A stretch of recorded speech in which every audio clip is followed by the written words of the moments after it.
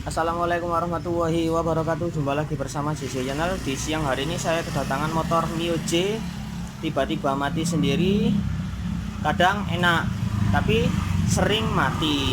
Nah, di sini sudah menggunakan ISC manual, tapi kemarin masih menggunakan ISC bawaan. Dan ini sudah diganti. Mungkin nanti kita standarkan lagi.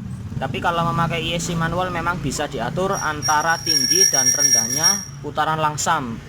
Nah, karena ada setelan pada manualnya, di sini tinggal diatur pada uliran baut setelan ISC-nya. Nah, ini cocok memang untuk Mio J bore up. Kadang tekanan udaranya yang ataupun tingginya kompresi kadang mempengaruhi dari kinerja ISC, kadang dia tidak bekerja kalau dari bore up. Tapi di sini yang mengalami trouble yaitu kadang tiba-tiba mati sendiri dan tersendat-sendat. Nah, ini saya curiga pada bagian cok busi, ternyata di sini tidak jamuran, dan setelah saya langsungkan di sini pada bagian cok busi ternyata masih tetap juga mengalami kendala yaitu matian. Nah, di sini saya bercerita kalau ada milnya di sini, ketika kontak on di sini nyala, maka motor di sini hidup ataupun bisa dinyalakan. Tapi kalau di sini kontak on, milnya di sini mati, maka motor tersebut tidak akan bisa dinyalakan. Coba kita nyalakan di sini.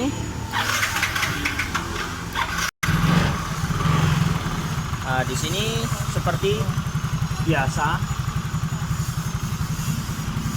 motor nyala normal, tapi kalau ada kendala seperti ada guncangan, beronjalan ataupun dari kabel yang tidak terkoneksi dengan baik, di sini kalau ada guncangan ataupun goyang-goyang, biasanya dia mati sendiri ya. Di sini mati sendiri.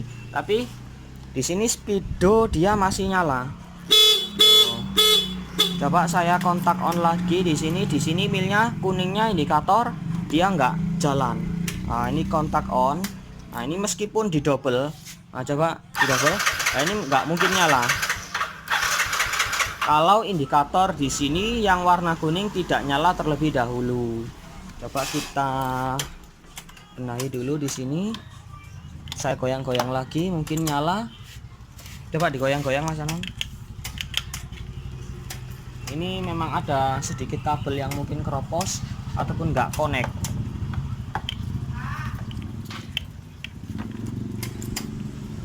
Nah, di sini memang nggak nyala Mas Bro. Nah, untuk pengecekan awal, kalau dari ISC dia jalan. Ntar saya kontak on di sini. Oh, dia nggak jalan juga kalau milnya dia nggak nyala.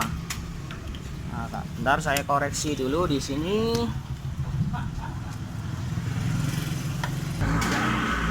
Nah, di sini bisa diperhatikan betul-betul saya memakai tes pen bolam.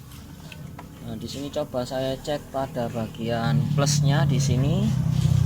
Ketika kontak on, saya on kan dari 12 volt aki ada.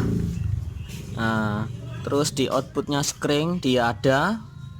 Tapi mengapa kalau bel dia nyala, kalau dinyalakan dia nggak bisa. Nah, otomatis pada 12 volt di sini mungkin bermasalah.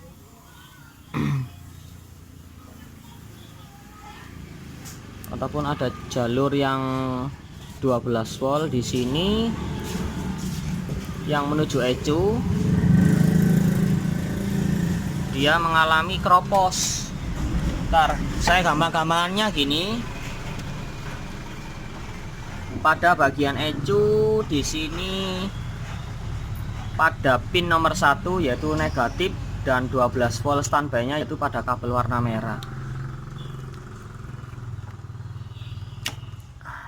Di sini kabel warna merah yaitu dihitung dari pojok bagian kanan 1 2 3 4 5 6 6 1 2 3 4 5 6. Ini harus ada arus 12 volt ketika kontak on. Nah, ini kontak saya on kan.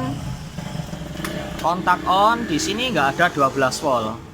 Nah, berarti ada kabel yang putus setengah jalur pada area kabel merah di sini.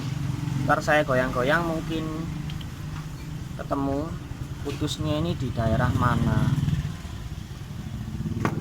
Coba ini saya buka. Nah, di sini ada 12 volt masuk, tapi yang masuk ke bagian ECU dia nggak ada. Keropos ini mungkin.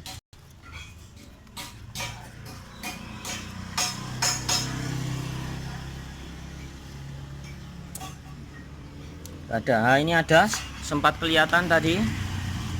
Coba pasang 1 2 3 4 5 6. 1 2 3 4 5 6. Ini tadi saya goyang ada, Mas Bro.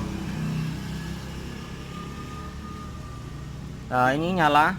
Nah, ini nyala, Mas Bro. Nah, kalau di sini nyala, semisal saya pasang lagi ECU-nya. Coba di off kan lagi kontaknya, di on kan. Oh, dia gak nyala, Mas Bro. Berarti memang ini dia nyala. Ntar di off kan lagi, di on kan.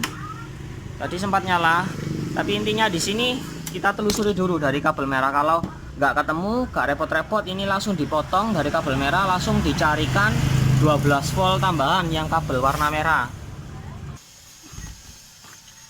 Tak coba tak lepas lagi, Om. Ini nggak tahu pedot putusnya di mana. 1 2 3 4 5 6. 6. Kontak kita on kan. Ini nggak salah putusnya di area sini ataupun di dekat-dekat sini. Coba ditarik ini. Bentar lah, ini bentar lah. Ini ada kabel yang putus. Nah, ini tinggal 2 serabut ataupun 3 serabut. Coba digunting, nanti dirapikan ulang. Kontak saya off kan dulu.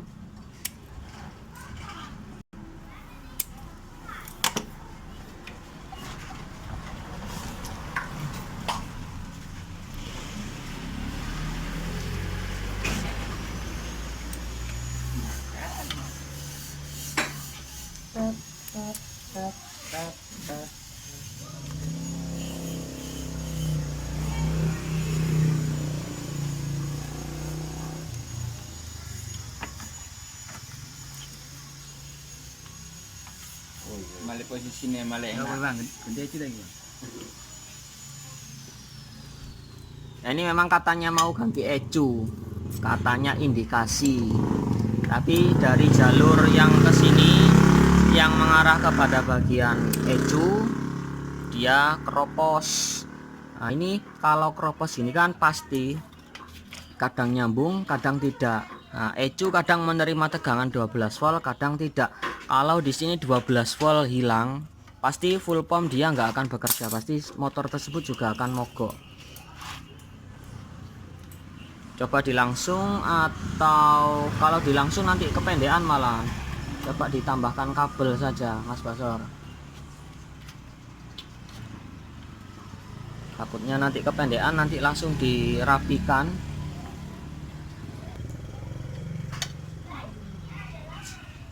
Di video saya yang dulu pernah saya posting, yaitu pada motor, lupa saya nggak salah, di motor apa kemarin ya, Vino kalau nggak salah, hilang juga pengapian juga gara-gara arus 12 voltnya dia hilang. Nah, kalau 12 voltnya pada Vino dia jadi satu pada bagian positifnya pulser apa flasher, otomatis rating. Tapi kalau di sini dia langsung 12 voltnya dari kabel warna merah, jadi dia selalu standby 12 volt di kabel warna merah ini.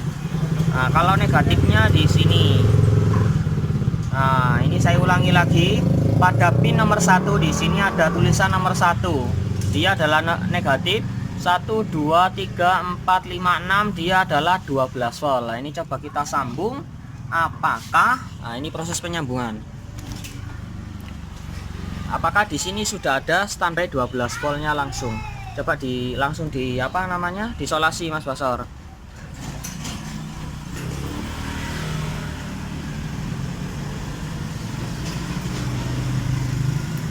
Nanti takutnya konsleting.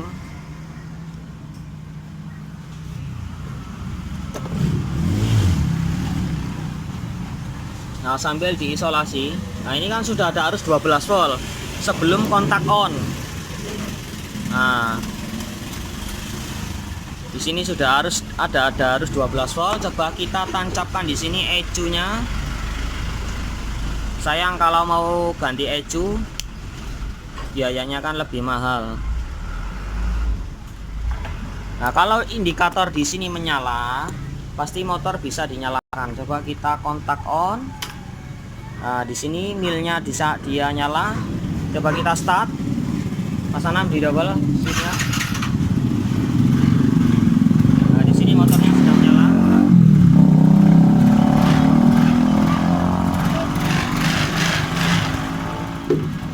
Nah, walaupun digoyang-goyang di sini, ayo coba disolasi ulang di sini. Ini ada kebocoran arusnya, nanti malah meninggal ECU-nya. Nah, ini gini, walaupun digebrak-gebrak gini, nah digoyang-goyang, nah ditarik-tarik, kalaupun ada yang putus ataupun ada yang keropos, pasti motornya akan mati lagi. Nah, untuk yang bertanya pada ISC manual, bentar, mumpung ada media ISC manual di sini, ambilkan 10 pas dasar, 10 12.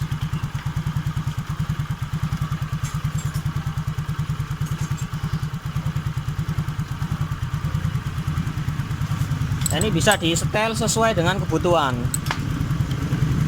Nah, kalau setel saya semakin keluar, maka langsam dia akan semakin tinggi. Kalau saya setel semakin ke dalam, maka setelan langsam akan semakin kecil. Nah, kalau ideal pakai ISC manual, nah di sini kan pada motor injeksi dia tidak terlalu besar dan dia tidak terlalu kecil. Kalau terlalu kecil, malah RPM-nya ataupun biasanya dari pasokan bahan bakar dia sedikit lebih boros. Kalau sudah pas, tinggal dikencangkan.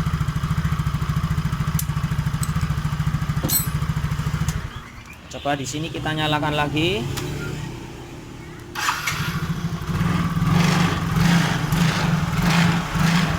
Nah, di sini kalau masih memakai ISC manual, kalau setelannya terlalu kecil maupun terlalu besar, pasti milnya dia akan menyala.